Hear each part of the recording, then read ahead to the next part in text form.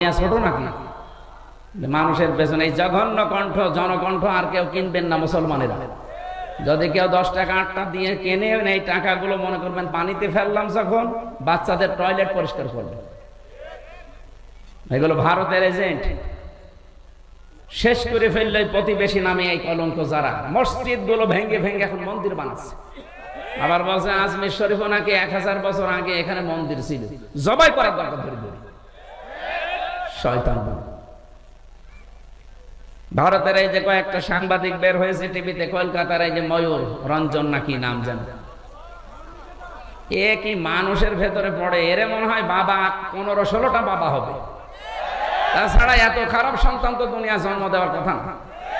আমার মনে হয় ওকে 50 জন মিলে জন্ম দিয়েছে। আমি এত খারাপ কথা বলতাম না। যা শুরু করেছে এদের এই মিডিয়া দিয়ে,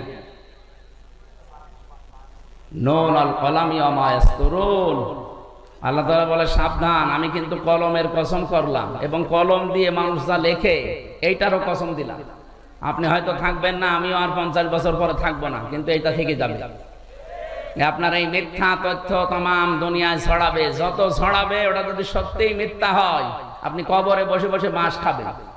তখন কে দেখবে আপনাকে? আপনাকে আমি বাঁচাতে যাই, উল্টা পাল্টা কিছু করবেন, যে যা করছে তার জবাব সে দেবে, আপনি তার পেছনে লাগবেন কোন কারণে? এই জন্য আমার সময় দিন, আমার উপর আর জুলুম করবেন। আজকে 3টা নিয়েছেন আপনারা জোর করি, কিন্তু একটাই পারি না। আমার যে শরীরের কন্ডিশন দেখতে পাচ্ছেন না, 3 বছর ওরা কি খাওয়িয়েছে আপনি জানেন?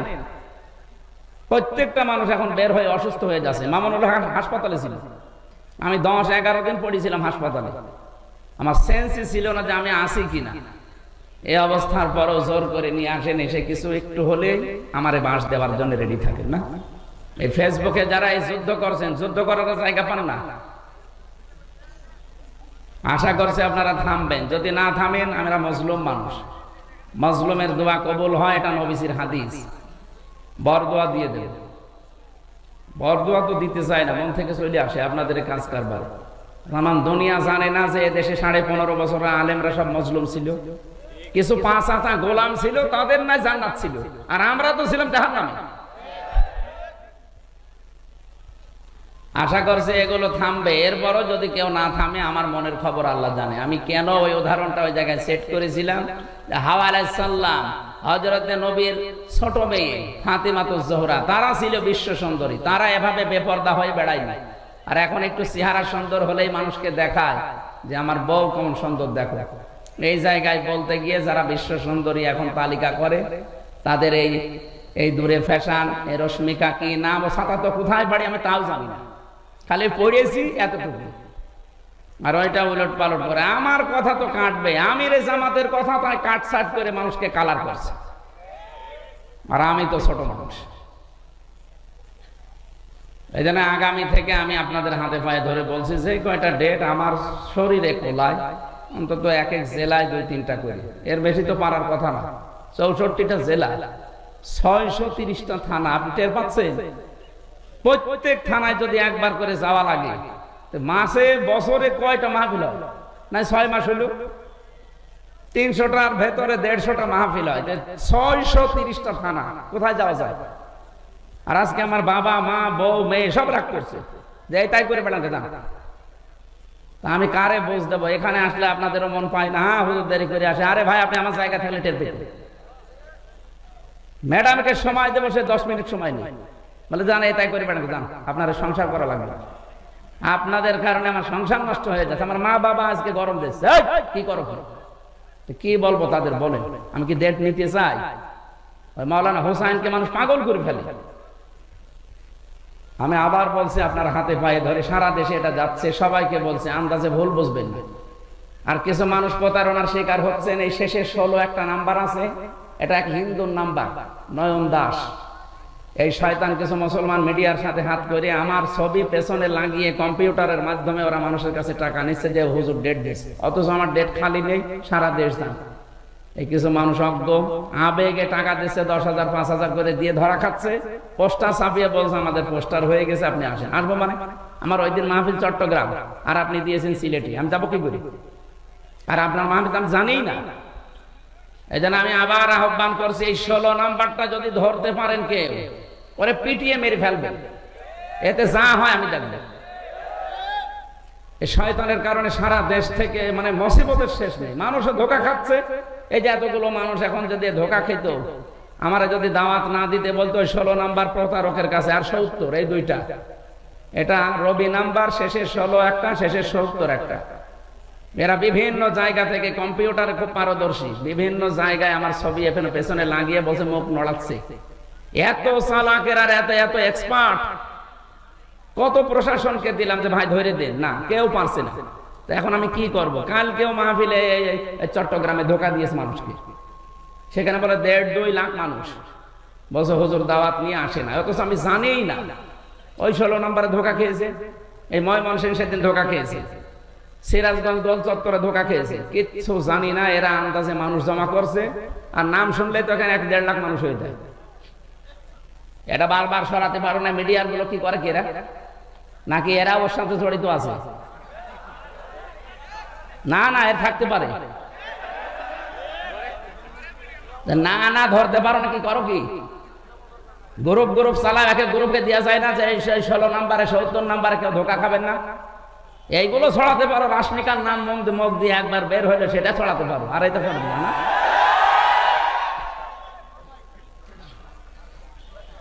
আমার মনে হয় এদের সাথে কেউ জড়িত আছে। তাছাড়া ও হিন্দু মানুষ। প্রশাসনকে একবার দিলাম কুষ্টিয়া সদর থানায়, উনি মোবাইল চেক করে এই নাম্বারটা, ওদের যে কায়দা আছে গোয়েন্দা বিভাগে, বলছে এটা নয়ন দাস বলে একজন, ওর বাড়ি হচ্ছে কুমিল্লা। তো ধরা যাচ্ছে না, কি করব আমি? কাউকে একটা টাকাও দেবেন না আমার নামে, একটা টাকা না, 4 আনা পয়সাও দেবেন না। আমার বাবাও যদি বলে যে আমার বাবা কথা বলছে, না আমি টাকা পয়সা নিই না আগে থেকে, আপনি যা আসার পরে দেবেন এইটাই যথেষ্ট।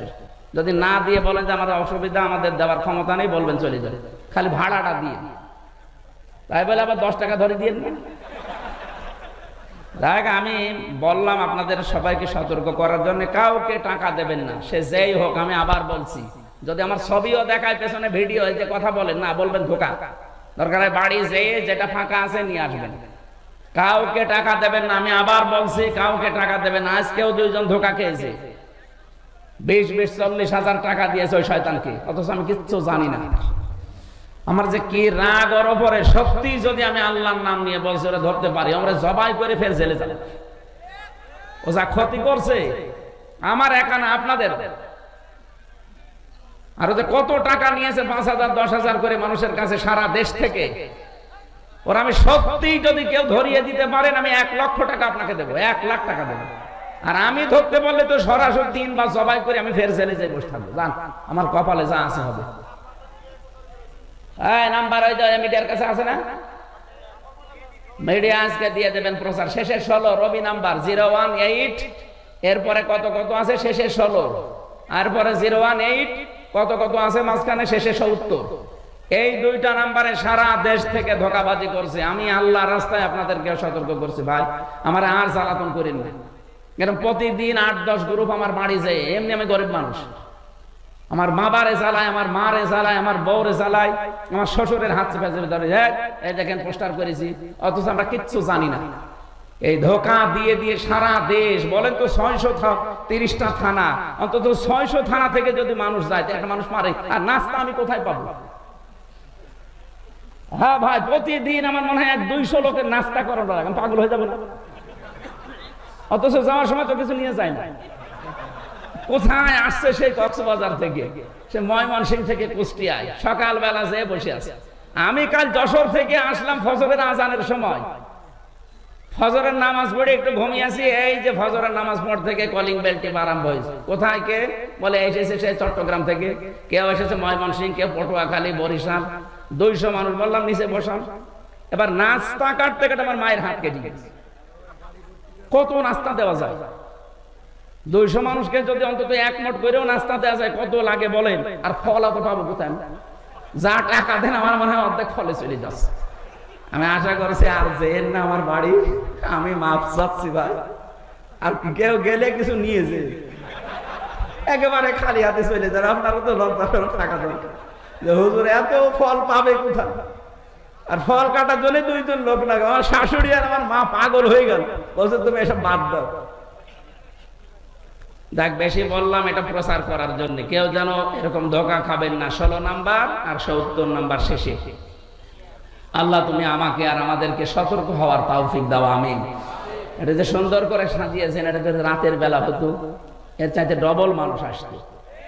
আর এই কথা বলেও আমি একটা মাহফিল হলে শান্তি পেতাম। 1.5-2 ঘন্টা 2.5 ঘন্টা আমি একটা আয়াতের উপরে তাফসীর করতাম, অন্তত কিছু নিয়ে যাওয়া যেত।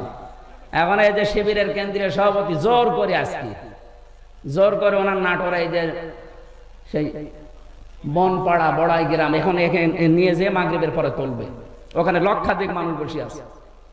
আবার সিরাজগঞ্জের এই যে বেলকুচিতে আসা লাগবে রাত 9টায়। বলেন আমি কি মেশিন? কে আর আপনারা যে দূর থেকে আন্দাজ ধারণা করেন না ওনার টাকা লাগে, কথা আপনি কয় টাকা দেন? আপনি যে টাকা দেন, এই যে আজকেও আমার গাড়িটা সারতে 1.5 লাখ টাকা লাগবে, 1.5 লাখ। ওর কাগজ করতে 75,000 টাকা লাগবে, ড্রাইভারের প্রতি মাসে 20-25 হাজার টাকা দেওয়া লাগে। তা টাকা কি করবো না? আমার আরো বিভিন্ন কাজ আছে, সেই কাজগুলো করা লাগছে। একটা মাদ্রাসা বানানোর করছিলাম, 3 কোটি টাকা লাগবে, টাকা নেই। আমি একটা গ্রুপে কাজ করি, আকিস গ্রুপে, যা লাগে তারা দেখছে, এই জন্য আমার কোনো সমস্যা নেই। তারা যদি বলতো না আমরা কিছু করতে পারবো না, আপনি ওইগুলো করে চলেন না, আপনি পারতেন না। এই জন্য আমার দূর থেকে যারা আন্দাজে ধারণা করে গালিগালাজ করেন যে দুনিয়াদার হুজুর, আপনি আমার মনের খবর জানেন আমি দুনিয়াদার কি আখেরাতদার? আপনি নিজের হিসাব করেন ভাই। আল্লাহ তুমি আমাকে অন্তত এই ষড়যন্ত্র থেকে বাঁচাও। হাফিজুর ভাই বলছিল না যে আসলেও ষড়যন্ত্র চলছে, আর এটা বিভিন্ন রাম আর বামরা বিভিন্ন আলেমের নাম জালেম দিয়ে এদেরকে করাচ্ছে যে এদের পেছনে লাগবে।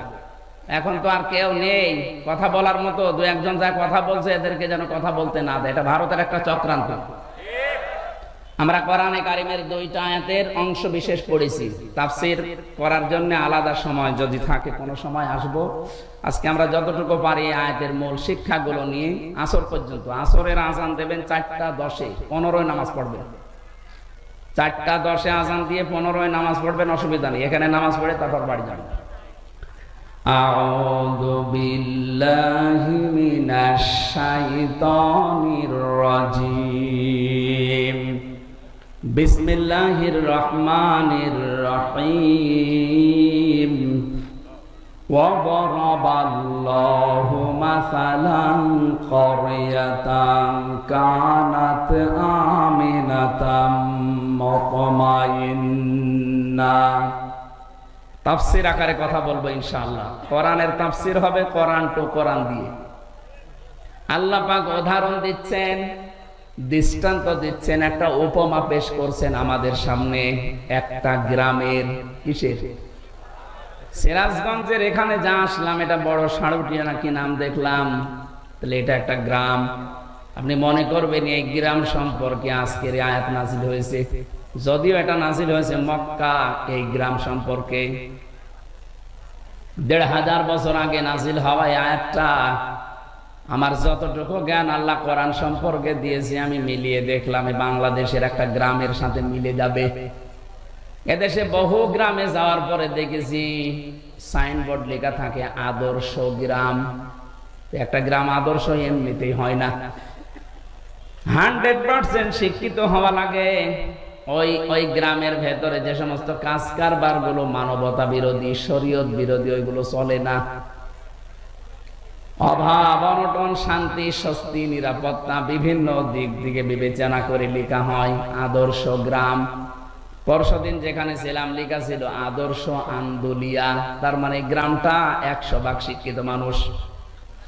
কোরআনে আল্লাহ যে আয়াতটা দিয়ে গ্রাম সম্পর্কে উপমা দিচ্ছেন, এই গ্রামটার নাম হচ্ছে বাক্কা। নাম কি? বাক্কা। এটা মক্কার প্রাচীন নাম। আল্লাহ পাক বলেন ইন্না আব্বালা বাইতি উবদিআ লিন-নাসি লাল্লাযী বিবাক্কাতা মুবারাকা ওয়া হুদাল লিল আলামিন। অবশ্যই এই পৃথিবীতে সর্বপ্রথম একটা ঘর প্রতিষ্ঠিত হয়েছে। প্রথম বানিয়েছে আল্লাহ ফেরেশতাদের দিয়ে, দ্বিতীয় বানিয়েছে হযরতে আদমকে দিয়ে, এরপরে বানিয়েছে হযরতে নূহকে দিয়ে, এরপরে বানিয়েছেন ইব্রাহিম আলাইহিস সালাম আর ইসমাইলকে দিয়ে। এখন মাঝে মাঝে শত সংস্কার হয়, কিন্তু সর্বপ্রথম আল্লাহ পৃথিবীতে ঘর বলতে যা বোঝায় ওইটা বানিয়েছে কাবা শরীফকে। দুইটা জিনিসের ভেতরে এখনো পর্যন্ত রাখা আছে। এক নম্বরে ফিহি মুবারাকান, এটা বরকতময় করে দিয়েছে আল্লাহ, কিয়ামত পর্যন্ত এটা বরকত দিয়ে ভরপুর থাকবে। মুবারাকান ও হুদান, এর ভেতরে আল্লাহ পথ নির্দেশিকা রেখেছেন লিল আলামিন, বিশ্ববাসীর জন্য। এবার আসেন তো আয়াত থেকে আল্লাহ আমাদের জানাতে চান কি?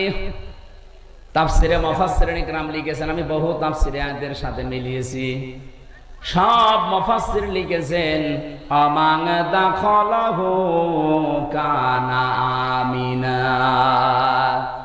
এই কাবায় যদি কেউ প্রবেশ করে আল্লাহ তাকে নিরাপত্তা দিয়ে দেয়।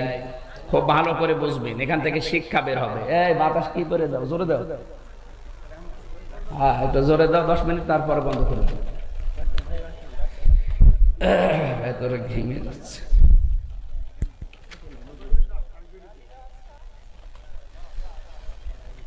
আল্লাহ পাক বলেন কাবার চত্বরে কেউ আসলে তাকে নিরাপত্তা দেওয়া হয়। আমার প্রশ্ন, এই বাংলাদেশ কি কাবা শরীফ? কথা বুঝে বললেন? এই দেশ তো আর কাবা শরীফ না। এখানে কাবা শরীফের কি আছে বলেন? কিছুই নেই না। মসজিদ আর কাবা আলাদা। কিয়ামতের দিন কাবা শরীফ শুধুমাত্র ইঞ্জিন হয়ে জান্নাতে যেতে থাকবে। ইঞ্জিনের সাথে যেমন বগি থাকে, তামাম দুনিয়ায় যত জায়গায় মসজিদ আছে, এই মসজিদে যারা সেজদা দেয় তাদেরকে প্যাসেঞ্জার করে ওর সাথে আল্লাহ বগি বানিয়ে দেবেন। আমি যদি এখন মসজিদ ভিত্তিক জীবন গঠন না করি, মসজিদের সাথে আমার যদি সম্পর্ক না থাকে, ওই দিন ওই বগির ভেতরে আমি উঠতেও পারবো না, জান্নাতেও যেতে পারবো না। কথা বলেন না কেন? বিশ্বনবী জানিয়েছেন কিয়ামতে যে কঠিন ভয়াবহ অবস্থা আল্লাহ বানাবে, মানুষ ঘামের ভেতর অনেকে হাবুডুবু খাবে। দুধের বাচ্চার কথা সন্তানের মা ভুলে যাবে। মহিলাদের এই দৃশ্য দেখার পরে পেট ফেটে সন্তান বের হয়ে যাবে। এত কঠিন অবস্থা আমি তৈরি করব, কিন্তু এর ভেতরে 7 প্রকার মানুষকে যে আমার আরশের ছায়ায় স্থান দেব, তার 4 নম্বরে তারা যাদের সব সময় মসজিদের সাথে অন্তর লটকানো থাকে। তার মানে নামাজে গেলে, নামাজ শেষ হলে বের হতে মন চায় না, কিন্তু কর্মজীবনের জন্য বের হওয়া লাগে। যখনই কর্মজীবনে যায়, নামাজের সময় হলে আবারও যেন ছটফট করে আবার আল্লাহকে সেজদা দেওয়ার জন্য চলে আসে। এরকম মন যদি কারো তৈরি হয়, কিয়ামতের দিন ওই লোকটা আল্লাহর জান্নাতে আরশের ছায়ার তলে স্থান পাবে। মাছের কলিজা দিয়ে আল্লাহ তাকে খাবার খাওয়াবে। এবার আমি যে উদাহরণটা নিয়ে এসেছিলাম, এবার দেখেন তো, আল্লাহ পাক বলেন অমান দাখালাহু কানা আমিনা। হে নবী, আমি কিন্তু কাবাকে নিরাপত্তা দিয়ে ঢেকে রেখেছি। আমাদের দেশটা যেহেতু কাবা না, এদেশকে যদি কাবার মতো নিরাপত্তা দিতে হয়, কোরআনে কারিমে সূরা আনআম 7 নম্বর পারা 17 নম্বর পৃষ্ঠা 1ম নম্বর লাইনের 82 নম্বর আয়াতে এই দলিল দিয়েছেন। ওইটা যদি আমরা সত্যিই মিলাতে পারি, সারা পৃথিবী আমার এই বাংলাদেশের 56,000 বর্গ